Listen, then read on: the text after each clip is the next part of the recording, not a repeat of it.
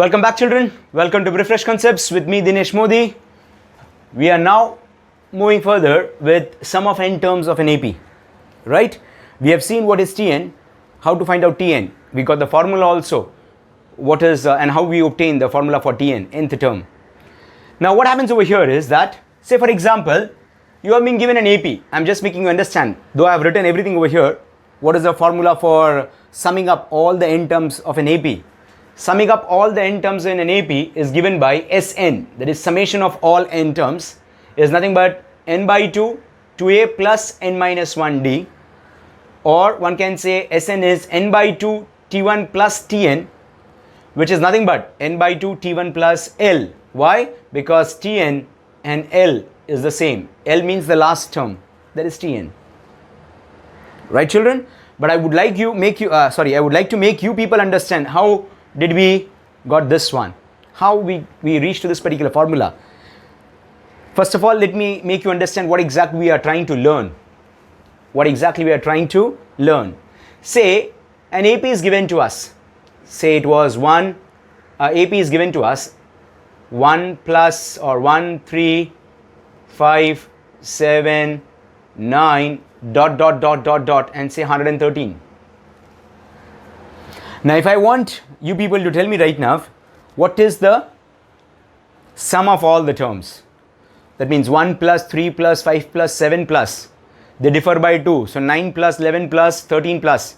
So are we going to do all addition in this way? No, children. What we are going to make use of? We are going to make use of Sn, sum of n terms in an AP, right?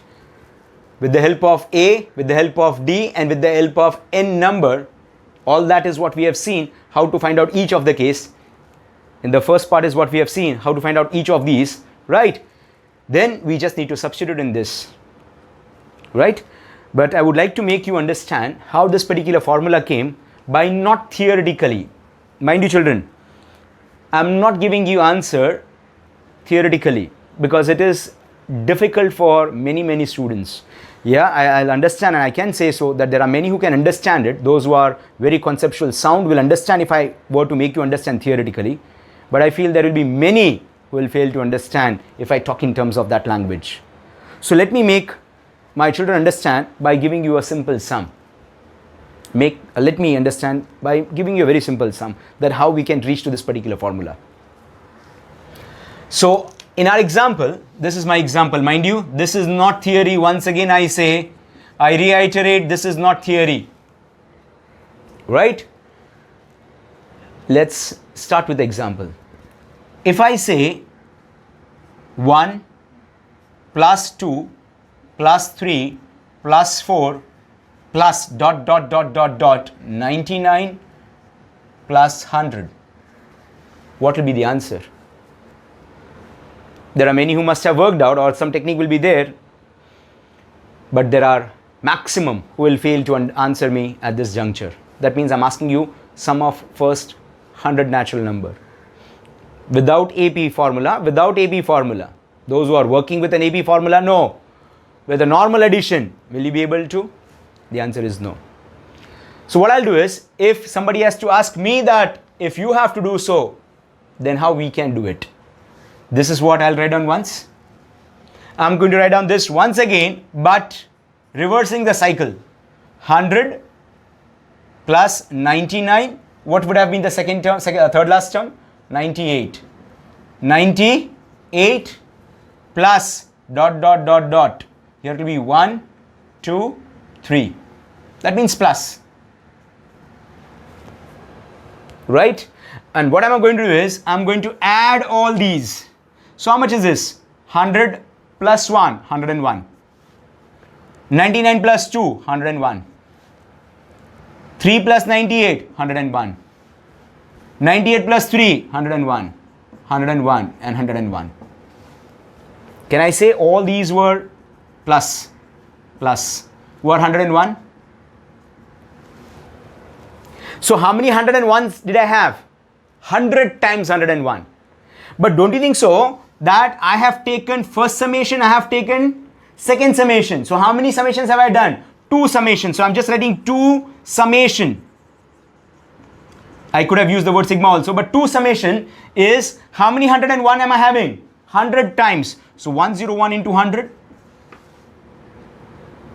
101 into 100. I want a single summation. I just want single summation. I don't want 2 summations.